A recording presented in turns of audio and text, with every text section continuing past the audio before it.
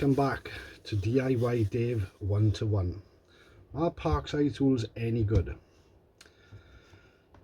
Today I'd like to see and have a little review if Parkside battery power tools are they any good.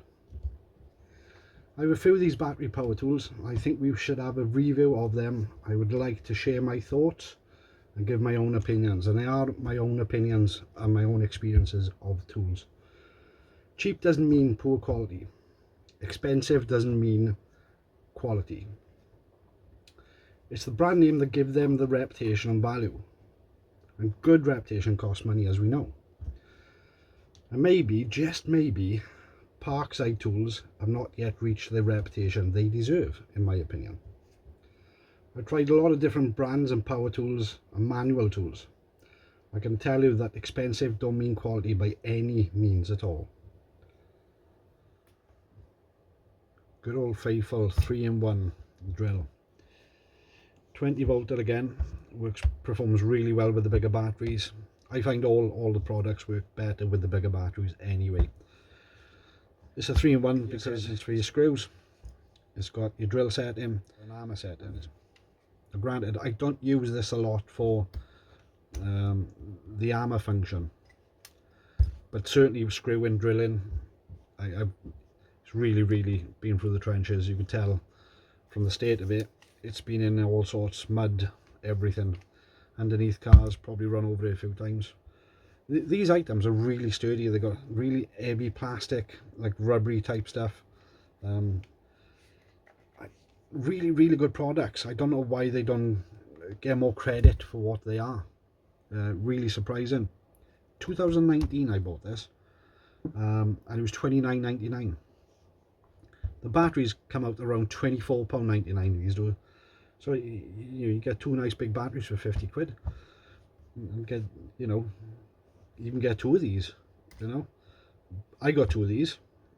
My last one I bought, which was 2 years ago, and it's pretty much the same one with another one. I'm really a fan of these guys. I really am. I can't speak highly enough of them. I've never had one that's broken on me yet, apart from an impact wrench, and that had lasted 4 years. That was taking wheels off and on, subframes, crank bolts. If you've watched my last video, you would have seen I repaired a faulty item one, and again I've used that now probably 30 minutes so far since I've had that, so it's still early days for that one, but yeah, really happy with these ones. 12 volt 76mm cut in diameter disc, the mini Mike Tyson angle grinder. Now I call it the mini Mike Tyson simply because it takes two hands to turn it on.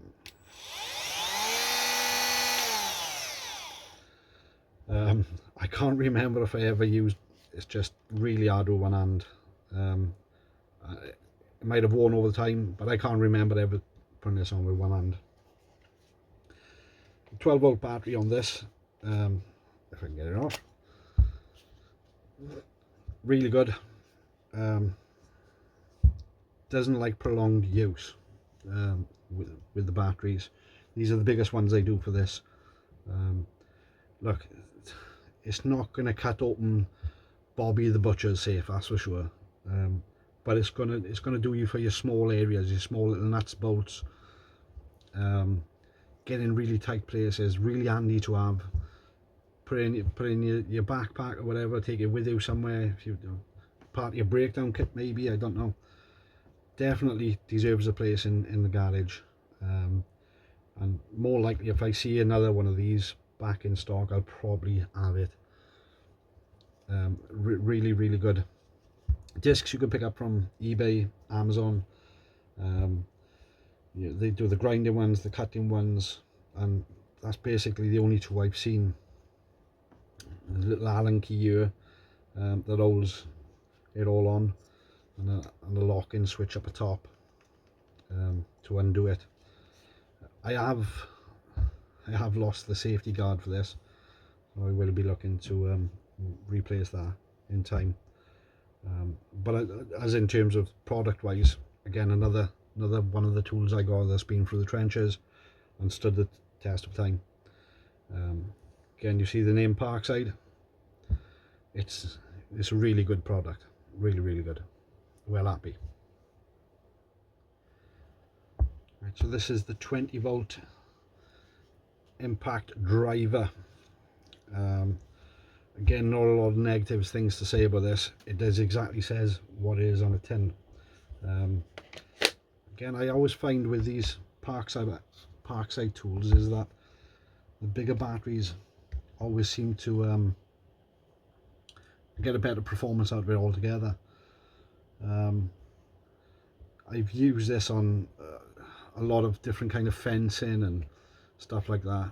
It performs really good, and definitely up there with some of the brand names. Again, I got no faults with it. Yes, it's a little bit heavy, but you know, other than that, really good tool. Yeah.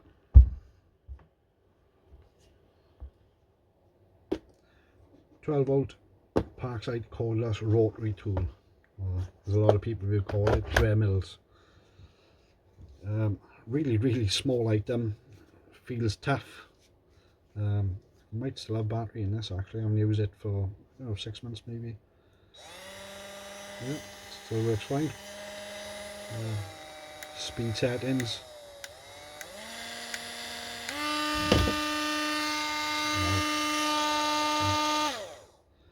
Yeah, so it's got a nice little lock-in tool at the end here, and you can just hold it in place, and you can change the attachments on here for anything you want really that fits. Really good tool, very handy to have, very handy in all Dremels really, but to have a chargeable cordless one, even better. Take it, you might not have power somewhere where you're working on a vehicle or bike, mower, trimmer, anything really. Nice little case with it too. Doesn't do a lot of accessories with it, but I'm sure, I think I've run out now, but you can buy a case of accessories, pennies on eBay, Amazon, maybe anywhere really that does tools. But another good product. Not a lot of negative things to say about it. Yeah. Okay, we have the 20 volt angle grinder. Well, these take 115mm discs, these do. A variety of different discs can be used on this machine. I've used other brands cordless grinders. Without a doubt, we'll stay with them, this will, but only with these size batteries. These size ones, not so much. Seems to be a dip in performance with the smaller batteries, and that's okay. But if you can get the bigger ones, really good. Paid £49 for this, and I got to be honest, 4 or 5 years old. Cut a lot of steel with it, grinded a lot of metal back with it. Really happy with this item. One of my favourite tools is this work light. It's a 3-in-1 light. It does main beam, 2 beam, and lighthouse beam. Yeah. Bought in 2018 for fishing originally. However, I'm that impressed with this. Ended up in my workshop, and if I could find another one of these, I would definitely purchase it. It was $16.99 back then. It's easier to get onto Santa Claus than it is to find another one of these, and I just think that for such a really light, for all that, it's just really good. It's got a C-port charger on it. Fully charged, it probably lasts just over an hour on the tube light. That's, it's not too bad. That's not too bad. if you're using the smaller lights, then you'll get a bit more time out of it. But again, you know, an hour at that, it's really, really impressive on fully charged. It says on there 5-volt LED. Yeah, really, really good product. Again, I've thrown it, I've dropped it, I've kicked it. Just really, really sturdy items. Really impressive kit. Parkside 20-volt heat gun. To be honest with you guys, this one really, really disappointed. And I don't like to say negative things about, you know, tools, but you've got to say it as it is.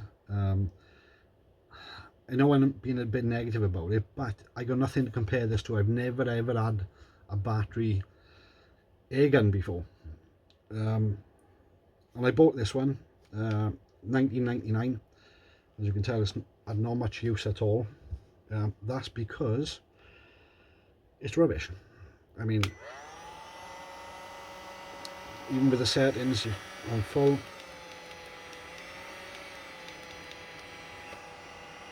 it's not gonna do much. You can turn it up.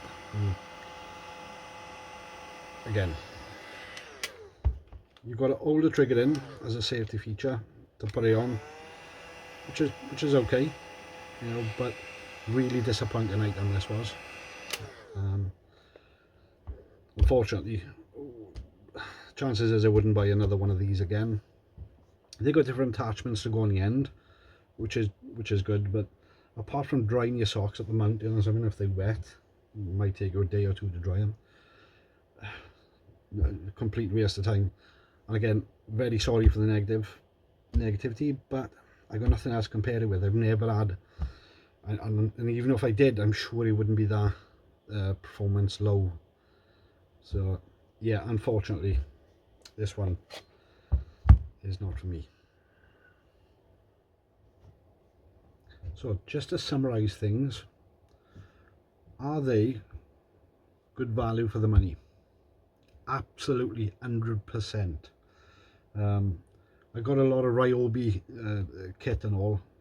This stuff definitely up there with it, if not better than it, in my opinion. That, you know, I can only tell you about my experiences of Parkside stuff, and I definitely, they are a domestic item in my opinion, but very, very borderline with professional equipment too. All depends, knowing the limit of the machines, what they can and can't do, and not pushing that boundary either. They've been through the trenches with me, absolutely, for sure. Tools in my mind, as long as they do the job, they'll always be, you know, reliable. There'll always be a place in my toolbox for them. I kind of hope if this helps anybody out, you know, whether they're looking into starting out on the, you know, a bit of apprenticeship or something, or just doing their own DIY stuff. Parkside is absolutely ample for that, and I'm not getting paid to say that. I'm not sponsored by Parkside at all, but they are good tools. So anyway, I hope it helps anyone out at all, and thanks again for watching. I'll see you on the next one.